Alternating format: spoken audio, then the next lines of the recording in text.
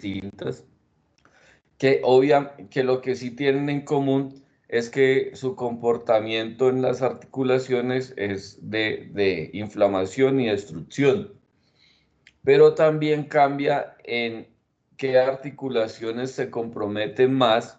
Algunas enfermedades comprometen unas más que otras, y eso nos va a ayudar a poder enfocar en el diagnóstico, que como bien sabemos no vamos a ser nosotros, no terminaremos siendo nosotros los médicos tratantes, pero sí los podemos hacer una adecuada remisión y de manera temprana, ojalá antes de que lleguen estos cambios radiológicos. Pero si ya nos llega un paciente con estos cambios, pues saber a qué nos estamos enfrentando y poder eh, darles una adecuada remisión. Entonces, por definición, son enfermedades donde hay una artropatía crónica, donde el inicio de los síntomas es antes de los 16 años y los síntomas están presentes por lo menos 6 semanas.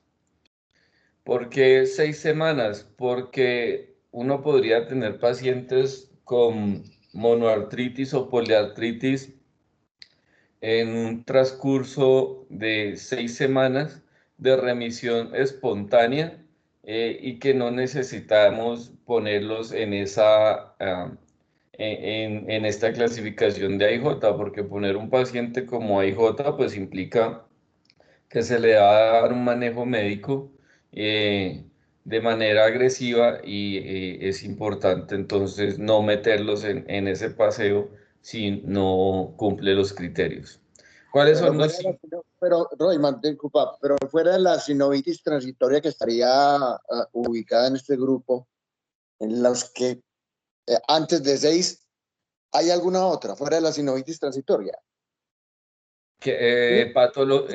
Diagnósticos diferenciales? Claro, una artritis séptica es una, por ejemplo, una sinovitis reactiva es otra, o una artritis reactiva, por así decirlo, es otra enfermedad que podría ser diagnóstico diferencial de AIJ. Una enfermedad inflamatoria intestinal es otra que también puede dar compromisos articulares y no hace parte de las enfermedades de la IJ. Pero sí, Y antes de 6 semanas. remiten normalmente antes de 6 semanas o están acompañadas de otros cambios distintos a los de la IJ. Pero Correcto, básicamente sería la sinovitis transitoria, la artritis séptica y la artritis reactiva. Sí. correcto. Ujú. Los síntomas, entonces, articulares principales que vamos a tener: el primer síntoma, el calor, es un síntoma al que le tenemos que poner mucho cuidado, el cambio de temperatura local, porque es el primer síntoma asociado a la sinovitis. El dolor con la marcha o el dolor a la movilización, la limitación funcional y el derrame articular. Se conoce que, como su nombre lo dice, la artritis idiopática juvenil, pues no se conoce claramente cuál es su etiología, pero lo que sí se conoce es que hay unos desencadenantes que llevan a que se exprese la enfermedad. Entre esos desencadenantes tenemos factores ambientales como disparadores, factores ambientales como el tabaquismo, la polución.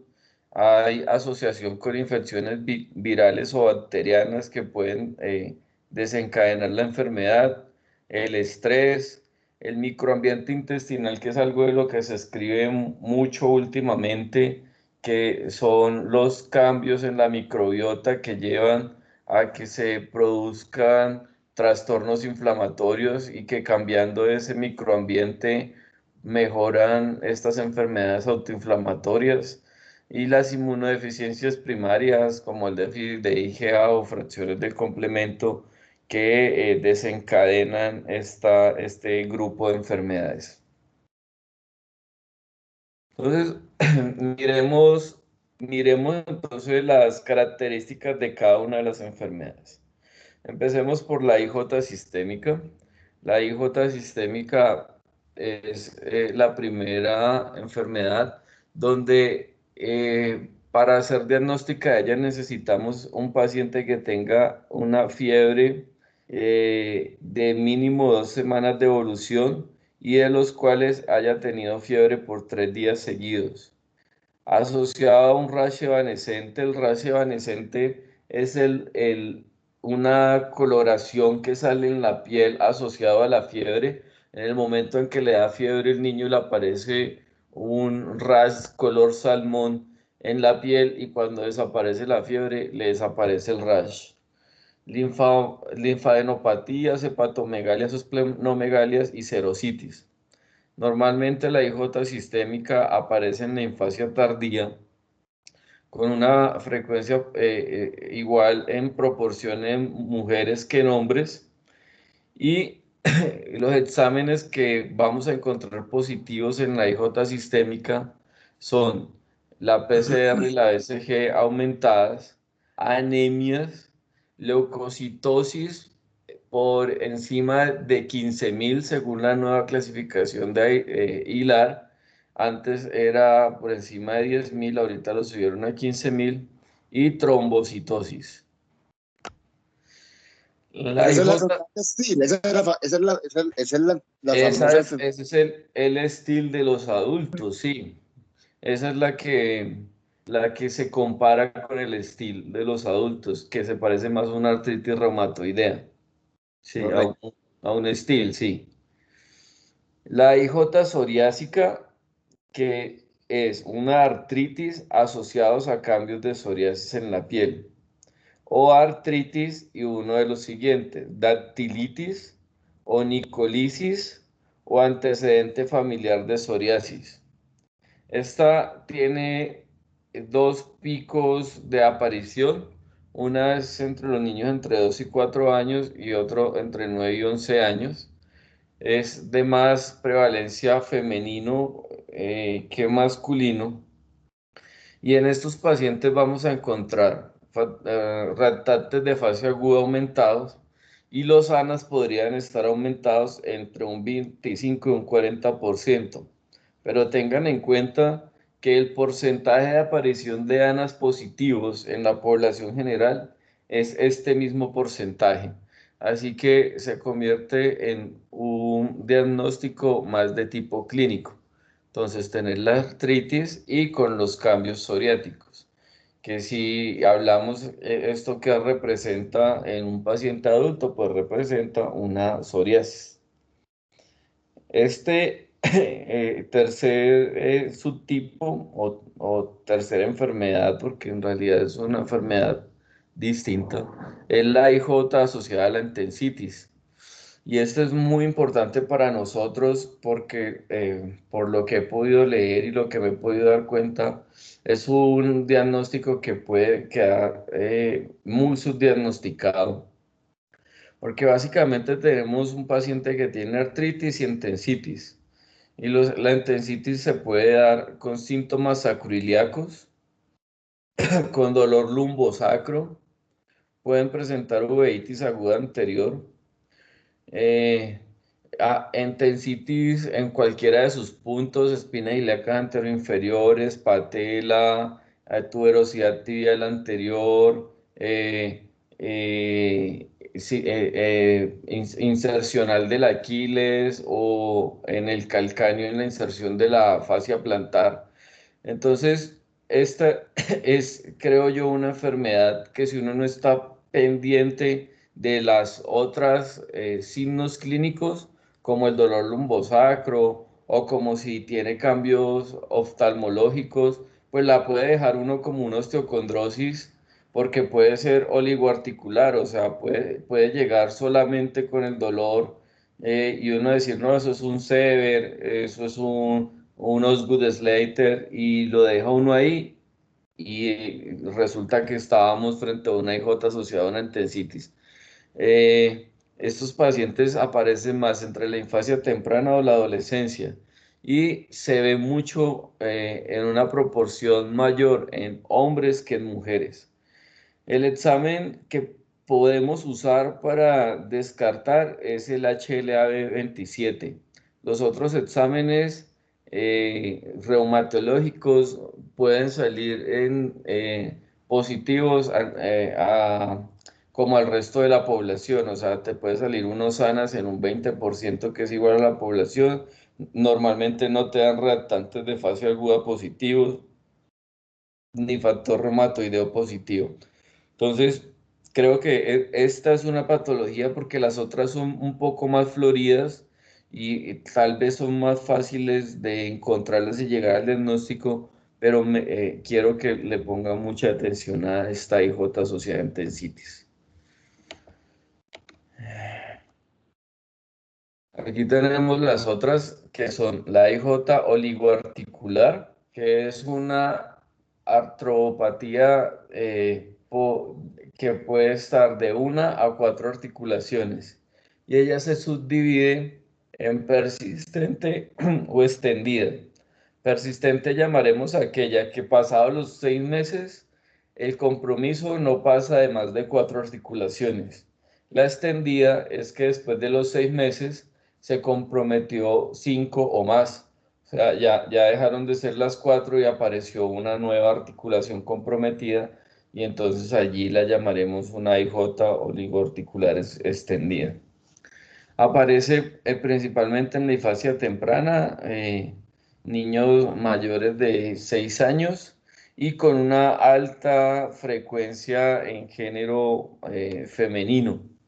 En estos pacientes normalmente vamos a encontrar PCR y ECG elevada con unos ANAS positivos en un 70%. Entonces, en esta categoría, la solicitud de ANAS es importante para llegar al diagnóstico. La AIJ poliarticular con factor reumatoideo positivo es aquellos pacientes que tuvieron artritis de 5 o más articulaciones en los primeros 6 meses con un factor reumatoideo positivo, que con dos factores reumatoideos positivos o más y que esos factores reumatoideos se hayan tomado con por lo menos 3 meses de diferencia.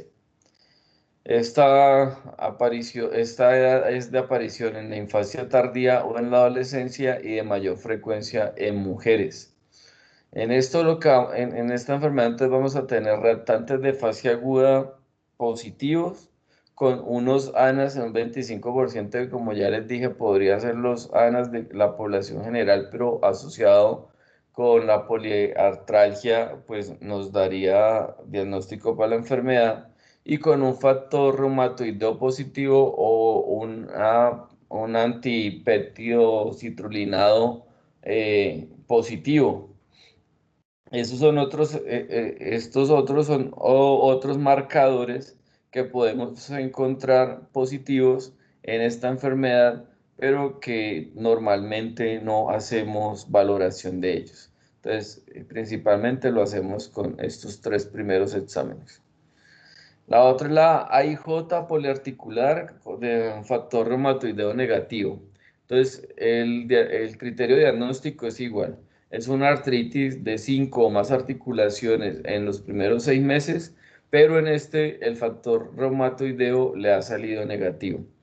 Teníamos una discusión bastante interesante con la doctora Erazo si realmente es que este factor reumatoideo, si esta es una enfermedad donde realmente el factor reumatoideo sale negativo, o si es que las eh, técnicas de muestra diagnóstica del factor reumatoideo todavía no son lo suficientemente sensibles para encontrar que el factor reumatoideo está distinto en estos pacientes y ellos tienen la teoría que eso es lo que está pasando, porque a medida que las técnicas de toma de factor reumatoideo han mejorado, aparecen más pacientes con factor reumatoideo positivo y menos con factor reumatoideo negativo.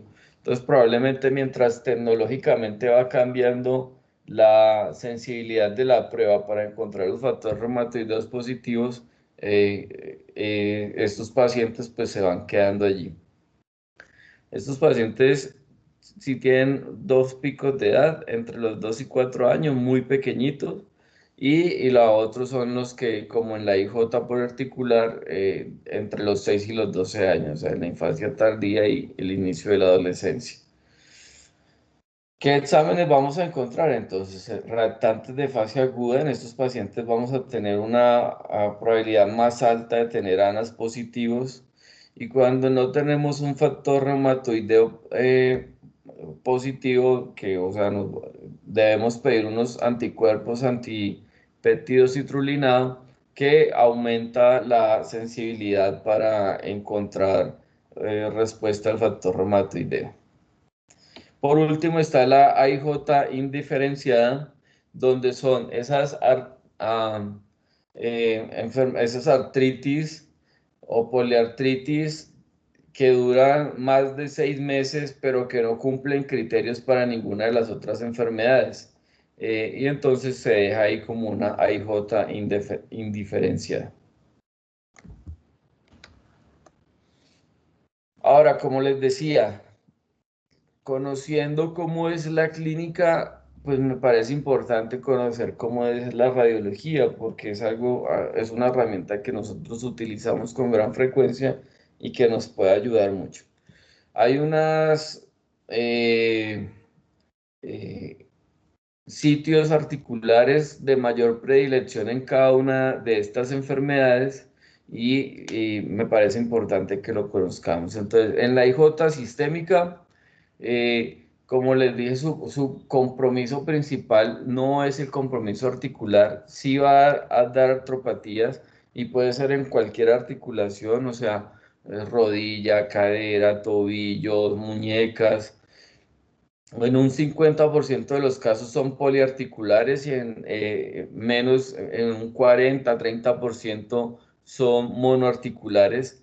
Pero recordar que en la IJ sistémica el compromiso grande estará dado por la fiebre, el rash, la serositis y las megalias, asociados a la inflamación de cualquiera de estas articulaciones. En la IJ psoriásica sí tenemos una predilección por las articulaciones pequeñas de manos y pies, el tobillo y en menos proporción la rodilla y la cadera. Pero entonces si tenemos un compromiso articular de las articulaciones pequeñas de las manos y los pies, deberíamos pensar en una psoriásica o en una articular de factor reumatoideo positivo. Las asociadas a entensitis, pues como ya les dije, tiene una predilección grande, grande, grande por la sacroiliaca. Casi que uno podría decir que si uno tiene un compromiso de la sacroiliaca, está pensando en que es una IJ asociada a entensitis. Recuerde que esta IJ asociada a entensitis, cuando pasa en el tiempo, es lo que en el adulto se va a conocer como una espondilitis anquilosante. Entonces, ese compromiso del esqueleto axial es importante en estos pacientes, entonces buscamos ahí a nivel de la sacroiliaca. Y esos son pacientes, pues como ya les dije ahora, van a tener dolor lumbar bajo, y debemos estar muy pendientes de ellos. Además, buscamos en tesis, entonces en el tobillo podemos encontrar, ahora miramos cambios a nivel del calcáneo o cambios a nivel del tobillo como tal. En la cadera a nivel en la cadera a nivel de las espinas ilíacas, y en la rodilla a nivel de la tuberosidad tibial anterior o la patela. En la AIJ oligoarticular, en la articulación donde debuta con más frecuencia la IJ articular es la rodilla. Prácticamente que si tenemos un paciente con una monoartralgia que cumple criterios para una enfermedad inflamatoria, y la aparición es en la rodilla, es una alta probabilidad de que estemos hablando de que es una AIJ oligoarticular. También puede dar en tobillo, cadera, muñeca, hombro, pero tener como eso en la cabeza. Si nos llega un niño con una artralgia de rodilla, que la enfocamos, seguramente a nosotros nos va a pasar que la vamos a enfocar inicialmente como una artritis séptica, eh, y con una punción aséptica, o sea, una punción con un líquido sinovial normal y nos da criterios para enfermedad inflamatoria, pues seguramente vamos a estar frente a esta enfermedad. En la IJ poliarticular con factor reumatoideo positivo, como les dije, una alta predilección por las articulaciones pequeñas de manos y pie, principalmente en el carpo, en las metacarpofalángicas, compromiso del ATM y de la columna cervical.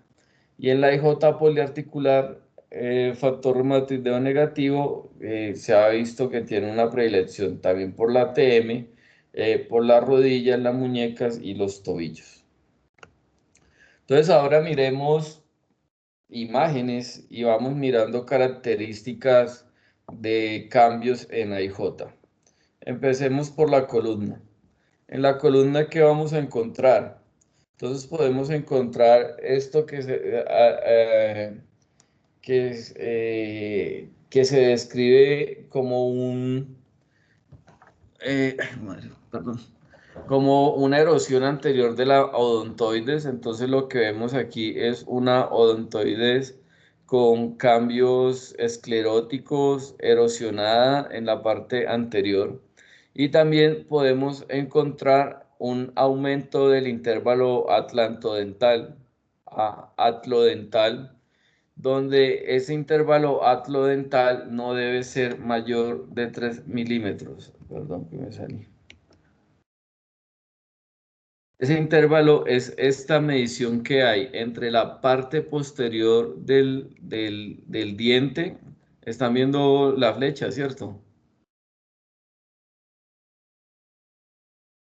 Entonces, entre la parte posterior del odontoides y la parte anterior del atlas, aquí medimos y esta medición no debe ser de más de 3 milímetros.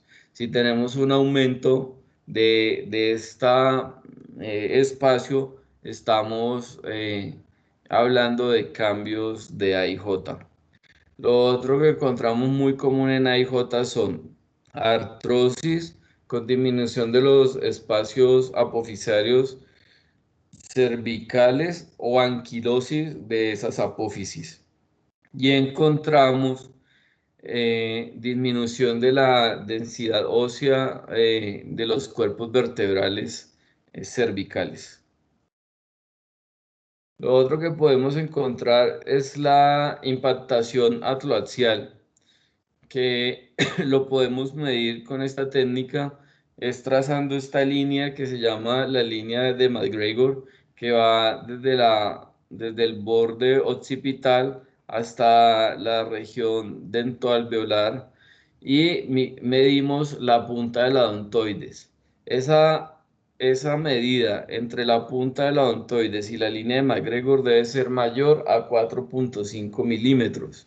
Si encontramos una medida menor, estamos hablando de que está impactada y estamos hablando de hallazgos secundarios AIJ. Aquí lo mismo, aquí estamos viendo anquilosis de los procesos posteriores de C2 a C4, que es un hallazgo común. También vemos la desmineralización de los cuerpos vertebrales y vemos cambios en los espacios apofisiarios de las otras articulaciones.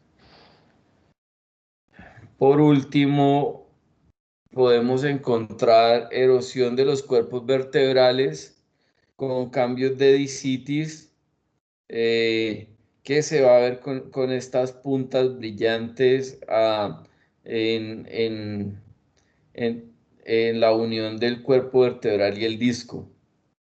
Lo otro que podemos ver en la radiografía AP cervical con boca abierta son las artrosis en los procesos laterales de atloaxiales, donde por ejemplo aquí vemos una leve disminución de los espacios articulares con esclerosis alrededor. Y lo otro importante de medir aquí es la disociación de la odontoides con el atlas. Lo que vamos a encontrar en este paciente no es muy claro, pero uno puede encontrar una asimetría entre los espacios del adontoides y el atlas hacia cualquiera de los dos lados. Y eso nos va a hablar de luxaciones atloaxiales, atloodontoideas, perdón, eh, que son importantes de valorar en estos pacientes con AIJ.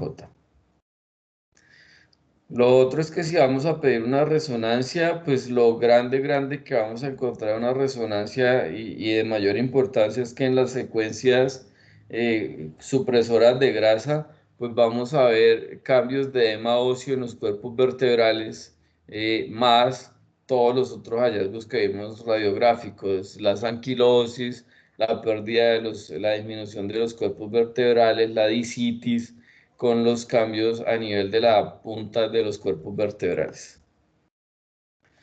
En manos tenemos hallazgos bastante interesantes y esto me pareció muy importante porque uno muchas veces pide una radiografía de mano y pues que mira grande, que si tiene pérdida del espacio articular, si tiene deformidades en las articulaciones, pero no sé si alguno se atrevería a decirme qué diferente, qué hallazgo hay en estas manos. ¿Alguien opina? Hay osteopenia periapicular, Hay osteopenia, sí. Y excelente, algo ¿cierto? más, algo más. Cambios en la densidad ósea diario. Sí, sí. Pero digamos que usted le pidió estas radiografías a un niño con una sospecha leve y ya el niño se mejoró y, y le trae estas radiografías. Y mire que aquí hay un hallazgo que me parece muy cascarudo y es, miren, los centros de osificación en el carpo son asimétricos. Mire que aquí ya hay aparición de más centros de osificación que en esta mano. Y ese es un signo importante en AIJ. Hay una maduración acelerada de los centros de osificación en el carpo. Y a mí me causó mucha impresión porque yo dije, bueno, sí, uno pide, pero yo realmente nunca me ponía a mirar los centros de osificación que fueran simétricos. Y esto es un hallazgo bastante importante y bastante distinto en estas enfermedades. Entonces, Pero para eso, Royman, disculpa que te interrumpa, que es que son muchos los comentarios que se le van pasando a uno, pero para esto uno debe pedir una radiografía comparativa. sí, claro. Entonces, sí, porque eso es lo otro. Si uno pide solo la de una mano, queda perdido. Queda perdido porque usted no puede saber si es que el niño tiene una edad, pues uno a todos no tiene ahí el atlas para hacer un carpograma y mira cuál es la edad ósea de ese niño. Sí. Pero si usted pide la comparativa y hace la observación ahí, pues claramente ve que el carpo, el carpo tiene esos centros de osificación más maduros que los de este lado y te da una clave grande para estas enfermedades. El texto que te decía, que esta era una psoriásica, ¿o no? Esta es una poliarticular, oligoarticular, una IJ oligoarticular. Correcto. Las psoriáticas dan más compromisos distales de las falanges distales. Las poliarticulares con factor reumatoideo positivo son más de las muñecas, de las metacarpianos. Eso. Mire que, como dijo el profe, sí, no es solamente esto. Tiene osteopenia, todavía no tiene cambios de disminución de los espacios articulares, pero si usted mira, por ejemplo, este radio tiene algunos cambios erosivos con respecto al radio contrario. Lo mismo en esta radiografía muestra exactamente lo mismo, la aparición de un núcleo de osificación más temprano que en el lado contralateral. no vemos otros cambios mayores. En realidad, básicamente lo que estamos encontrando en este paciente y lo que remarca en este paciente es ese hallazgo. Y es un hallazgo pues que quiero que lleven y quede grabado. Ahora, los cambios grandes que normalmente a uno no se le van a pasar y que son estos, pues la osteopenia, los cambios en los espacios articulares, los cambios a nivel del carpo, donde podemos encontrar desde disminuciones de las relaciones del carpo hasta fusiones del carpo, los cambios a nivel de la radiocarpiana o de la radioulnar distal, eh, estos cambios que se hacen en el carpo que se ponen cuadrados o cúbicos que están dados por la periostitis que se genera a nivel del carpo, las erosiones que se producen en los huesos, que son esas erosiones que se producen en las zonas denudadas de cartílago o de ligamentos y por allí entra la sinovial y hace los daños subcondrales. Entonces, ahora una más florida todavía, pues que creo que esto ya es una enfermedad avanzada y pues obviamente aquí ya no estamos haciendo diagnóstico temprano, pues básicamente este es un paciente que ya ha pasado mucho en el tiempo, pero para tener en cuenta porque de pronto sí nos pueden consultar con estas secuelas para hacer algo. Entonces, destrucción del carpo, osteopenia marcada, disminución de los espacios articulares, destrucción de la radiocarpiana, compromiso de la radioulnar distal. Y esto es para ver una progresión. Mire que un niño a los 3 años, donde uno, además de la osteopenia, y si uno no supiera que estamos hablando del tema, pues uno podría decir radiografías normales. Pero más adelante vemos cómo ya hay diferencias en los núcleos de osificación del carpo. Ya empezamos a ver una osteopenia más marcada. Ya empezamos a ver unos cambios distales más pronunciados. Ya 2 años después vemos las pérdidas de relaciones en el carpo, erosión a nivel del radio distal, pérdidas de los espacios articulares a nivel de las interfalángicas, y ya a los 7 años una fusión de los huesos del carpo con un colapso del carpo con disminución marcada y ya mal alineamiento de estos deditos. Entonces, miren que la progresión es rápida y rápidamente si no hacemos el diagnóstico temprano, pues nos vamos a enfrentar a lesiones articulares graves. Aquí solo para mostrarles este compromiso que hace el radio y la ulna, donde la ulna socava en la metáfisis radial y empieza a hacer una deformidad del radio distal, llevando a que haya ese carpo se ulnarice, se vaya hacia ulnar, más los cambios en los huesos del carpo llevando a una posición biomecánica anómala para esta manito. Eh, y este es un hallazgo típico que me decía la doctora Erazo, uno normalmente encuentra esta erosión de uno de los huesos sobre el otro, porque la ulna se ha quedado más corta y empezó a erosionar sobre la metáfisis radial. ¿Y esta qué era? ¿Una qué?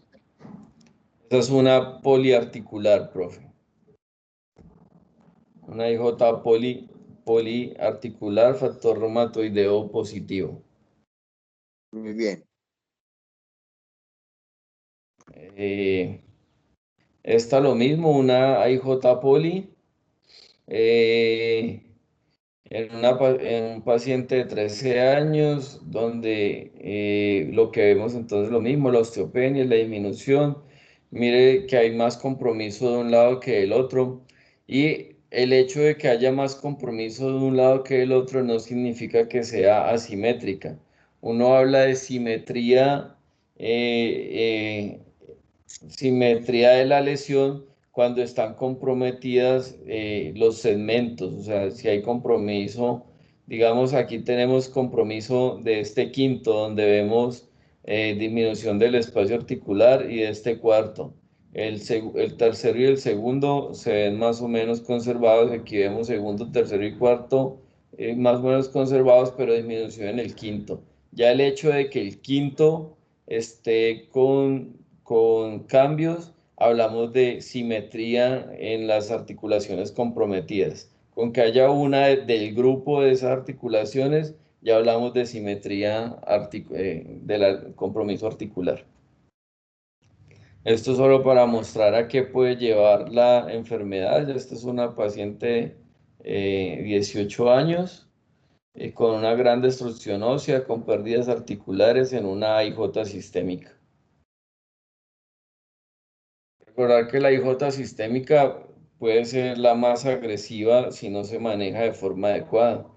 Se va a comportar como una artritis reumatoidea con grandes lesiones articulares.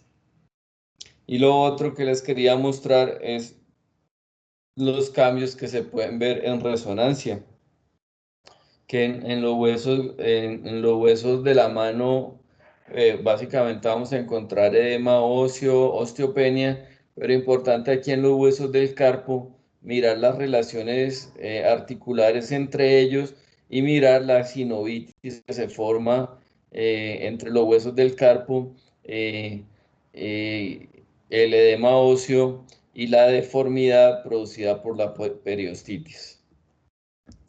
Mire, por ejemplo, una radiografía en un niño donde realmente uno no encuentra mayores cambios, a no ser algo de osteopenia aquí, pero en realidad si uno la mira, grandes rasgos, eh, en este niño uno no ve mayores cambios. Un niño de 8 años con una IJ poliarticular, factor reumatoideo negativo.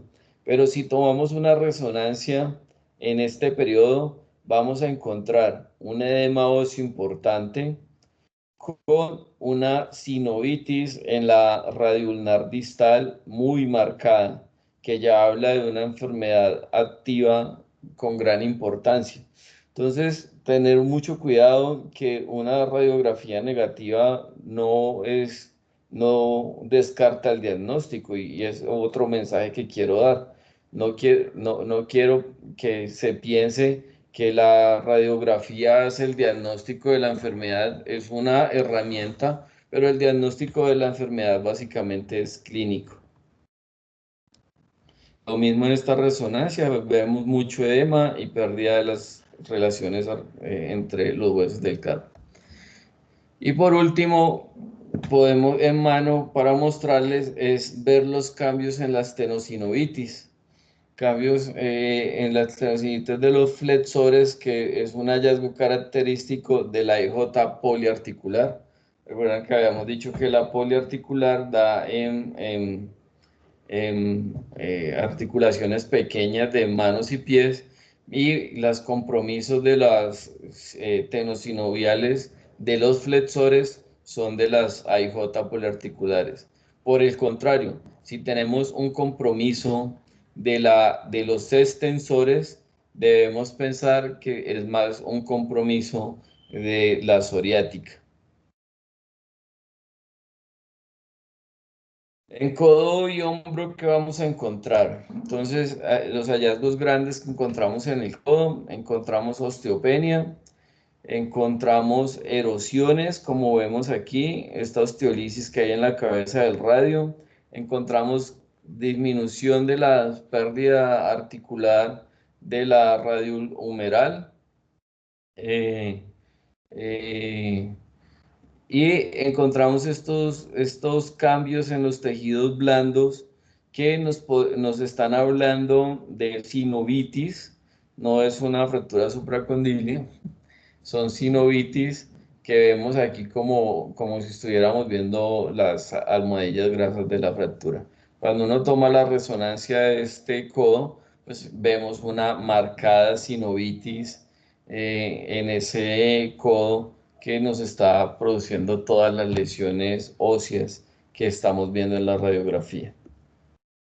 En el hombro, pues podemos encontrar lesiones como esta, donde vemos erosión de la epífisis, vemos erosión de la glenoides ya con un compromiso grande, marcado. Este ensanchamiento metafisiario que es muy característico de estas enfermedades, donde tenemos una diáfisis pequeña, un ensanchamiento metafisiario y un abalonamiento de la epífisis, que es lo que se conoce como la deformidad en Erlenmeyer, que son características de las deformidades en óseas en AIJ. Este otro húmero menos comprometido, donde lo que vemos entonces osteopenia, vemos erosión, vemos disminución del espacio articular y compromiso a nivel de la glenoides también. Cuando hablamos de articulación sacroiliaca, ya les dije, articulación sacroiliaca igual a IJ asociada a tensitis.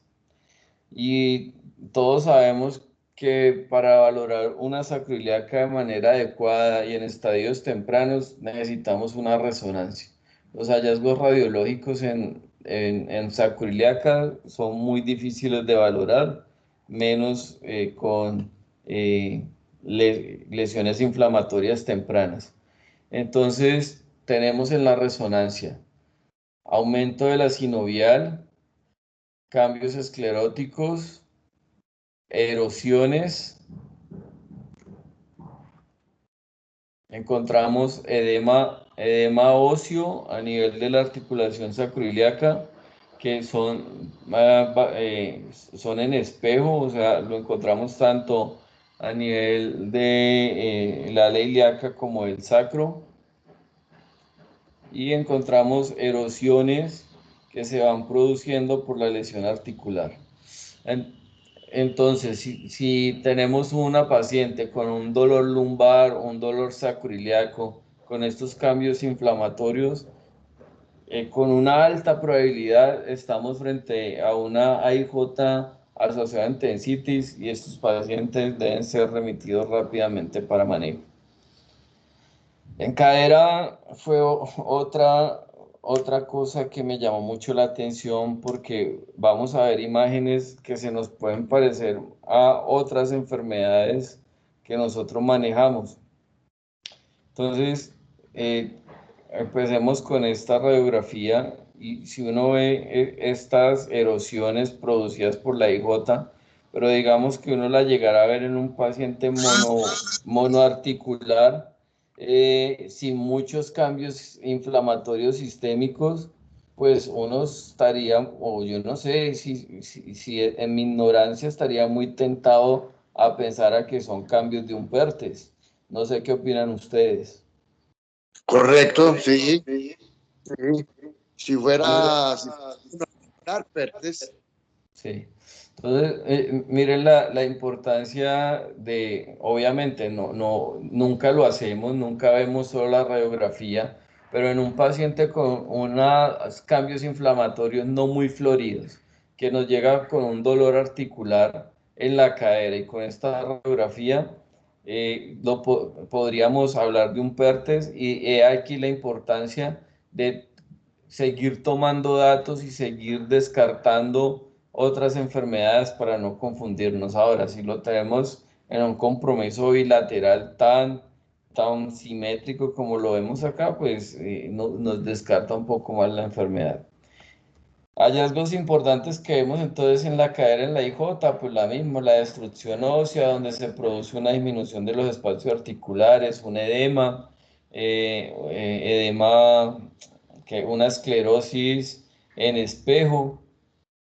Encontramos erosiones subcondrales, deformidades tardías, esto ya es un hallazgo tardío donde vemos una deformidad, una pérdida de la forma articular. Esto es un hallazgo aún más tardío, esto es Ya les digo, esto es una cambios crónicos, es una AIJ poliarticular, factor reumatoideo positivo, que son mucho más agresivas. Y además, como les decía, las denticitis son las que más cambios hacen en la sacroiliaca de manera temprana, pero en estas formas poliarticulares agresivas, pues pasado el tiempo, pues vamos a ver también cambios a nivel de la sacroiliaca si no están con un adecuado manejo. Aquí lo mismo, pérdida de la relación articular, deformidad, estos osteofitos que vemos a nivel de la articulación, marcadores de artrosis. Lo otro que se describe es el uso de ecografía en AIJ, y ellos describen que en los estadios tempranos uno podría encontrar cambios que no se ven en la radiografía simple. Si uno mira esa radiografía no encuentra cambios mayores, y en esa ecografía ellos encontraron esa pequeña erosión en la parte metafisaria, en una enfermedad que no está activa inflamatoria. La actividad inflamatoria en ecografía, lo que hacen ellos es poner el ecodoppler, y si no hay aumento de la vascularidad en el ecodoppler, habla de que los cambios sinoviales ahí no están aumentados, y por lo tanto no hay una enfermedad inflamatoria activa. Algo importante por si en algún momento uno decide tomar eh, una ecografía, digamos, en un paciente con una cadera, una lesión monoarticular, que estamos en duda si es una artritis séptica, una sinovitis transitoria o una de estas enfermedades inflamatorias. El uso del ecodoppler nos va a dar bastante información acerca de si hay una respuesta, una enfermedad inflamatoria sinovial, si encontramos allí vascularización. También podemos usar resonancia en estos pacientes, y básicamente lo que vamos a encontrar es sinovitis aumentadas con engrosamiento de la cápsula articular. Podemos encontrar edema óseo, como vemos en este paciente, o las erosiones subcondrales que ya vemos en este paciente en una enfermedad más avanzada. En rodilla, ya les dije que cuando estamos hablando de rodilla debemos pensar si la aparición es allí en AIJ oligoarticular, y de entrada básicamente lo que vamos a encontrar son los cambios en tejido blando. No hay muchos cambios óseos, pero vamos a encontrar a nivel de tejido blando la efusión, que es muy fácil de ver clínicamente, y vemos la subrepresentación radiológica en el paciente con una sinovitis monoarticular en rodilla.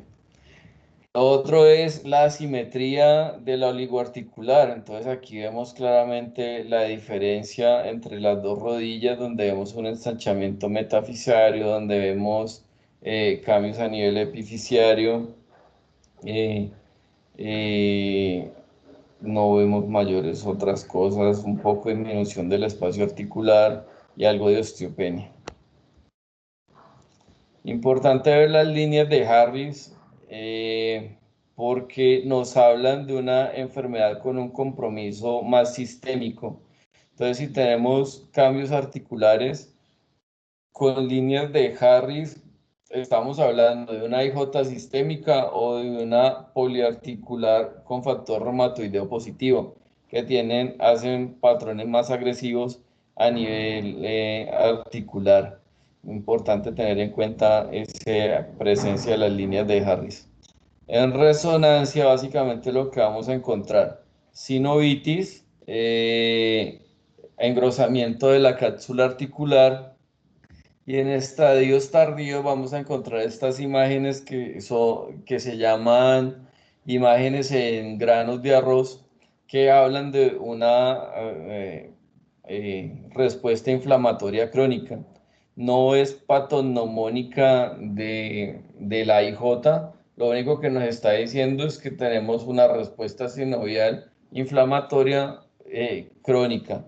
Estas mismas imágenes de granos de arroz los podemos encontrar, por ejemplo, en una artropatía tuberculosa o en una tuberculosis articular, pues, donde uno también encuentra cambios sinoviales crónicos con estas mismas imágenes de granos de arroz. Aquí lo mismo, vemos cómo está esa sinovitis, cómo está ese engrosamiento de la cápsula, y vemos acá en esta muy bonito cómo se ve cómo las erosiones se hacen por debajo del hueso que está recubierto de cartílago y por debajo de donde hay uniones, inserciones tendinosas. Ese hueso que queda denudado y que queda en mayor contacto con las sustancias inflamatorias es por donde se van a hacer las erosiones. Aquí vemos ya en una enfermedad más avanzada donde tenemos edema óseo y tenemos erosiones subcondrales a nivel del platillo tibial. Podemos tener también pequeños cambios tenosinoviales a nivel de los tendones alrededor de la rodilla. Vemos el edema óseo y la sinovitis alrededor de los ligamentos cruzados. Lo mismo en las axiales. Mire, en las axiales hay unos puntos importantes donde debemos buscar y son en la región retropatelar. Entonces ahí miramos el engrosamiento de la cápsula con la sinovitis. En la región suprapatelar, donde también encontramos derrame articular con aumento de la captación por de la cápsula, y alrededor de los ligamentos donde también vemos una sinovitis marcada, los ligamentos cruzados. En pie y tobillo, cuando hablamos de pie y tobillo, entonces estamos hablando de AIJs, AIJs psoriáticas y AIJs poliarticulares con factor reumatoideo positivo. Vemos que estos cambios que veíamos en la mano, en el carpo, pues también podemos ver cambios a nivel de los huesos del tarso, donde prácticamente lo que vemos es fusiones de los huesos del tarso o cambios donde se ponen cuadrados esos huesos del tarso con sus pérdidas de relación articular. A nivel distal, entonces lo que vamos a encontrar es cambios a nivel de las metatarsofalángicas, o podemos encontrar como un hallazgo alus valgus asociados a la enfermedad inflamatoria. Pero mire que si miramos además del alus valgus, pues vemos que tenemos osteopenia, tenemos cambios a nivel de la articulación del isfrán, donde vemos fusión de las cuñas, donde vemos cambios a nivel de la cuña medial. Y pues acá no alcanzamos a ver los otros huesos, pero también deberíamos encontrar fusiones y cambios de cúbicos. Esta, la que les decía, la AIJ asociada en tensitis, entonces lo que vamos a encontrar es esto. Un espolón o en el sitio de unión del Aquiles vamos a encontrar cambios en esa zona, y mire que no es solamente el crecimiento de esta zona, sino que vemos cambios erosivos en ella, que si los miramos en una resonancia, encontramos que allí hay edema óseo y erosión ósea producido por la reacción inflamatoria local. Entonces, pacientes con dolor en la planta del pie, dolor en la inserción del Aquiles, dolor en la tuberosidad tibial interior, pues vale la pena de definir no siempre estamos hablando de osteocondrosis, que debemos buscar estos hallazgos erosivos, porque a mí me da la impresión que en estos pacientes los podemos tener por mucho tiempo allí como una osteocondrosis, y en esto sí podríamos ir mirando en la evolución si nos hacen cambios radiológicos asociados a AIJ. Esta es una IJ psoriásica, como les decía, tiene dactilitis con sus cambios en piel, y radiológicamente, pues básicamente lo que vamos a encontrar es la osteopenia y esta deformidad que llaman en punta de lápiz, eh, que es muy diciente de las enfermedades psoriáticas. También la psoriasis puede dar lesiones en tobillo, y en tobillo básicamente lo que encontramos es sinovitis a nivel de la tibiofibular distal, sinovitis a nivel de la subtalar y tenosinovitis del el tibial posterior y el flexor de los dedos. Lo mismo aquí les estoy mostrando cómo no es solamente el compromiso articular, donde vemos, y el compromiso óseo, sino que vemos una marcada tenosinovitis del tendón del tibial posterior. Y lo otro que debemos mirar es ese compromiso sinovial que tanto se extiende, el edema óseo y las deformidades que puede llevar. Por último, les muestro eh, se me fue, este esquema donde nos hablan de cómo se deberían tomar radiografías en AIJ. Entonces, si uno toma radiografías y las encuentra normal, algunos recomiendan tomar ultrasonografía para mirar si hay efusión o derrame articular, y si hay esos cambios en la sinovial que se ven en el eco Doppler. De ser positivo, uno debería hacer una aspiración de ese líquido, y si encuentra fluido inflamatorio, eh, pues debería ir a una resonancia si es requerida, si no tiene hallazgos clínicos, para ya definirlo como una enfermedad inflamatoria. Si por el contrario ese fluido nos da séptico o hemorrágico, pues hacemos el diagnóstico diferencial de artritis séptica o cualquier otra ah, eh, causa de monoartralgia que nos estemos enfrentando. Ahora, si no tenemos líquido en la ultrasonografía, básicamente sí deberíamos pasar a la resonancia magnética para ver si tenemos cambios anatómicos grandes de manera temprana, como esos cambios sinoviales que vimos, o las pérdidas articulares o el edema óseo.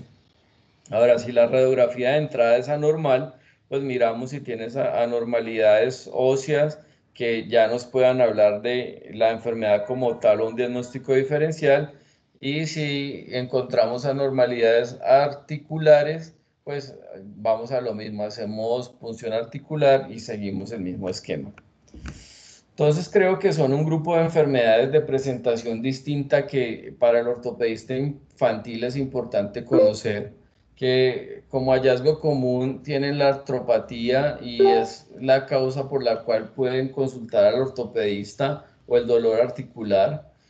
Debemos conocer las generalidades de cada una de estas enfermedades, de cómo es su forma clínica, sus paraclínicos positivos y sus hallazgos radiológicos. Y es muy importante porque el inicio temprano del tratamiento en estos pacientes claramente va a cambiar el pronóstico de su enfermedad sistémica y de conservación de las articulaciones. Entonces creo que esa era la importancia de esta charla, y pues espero que nos sirva mucho en la práctica de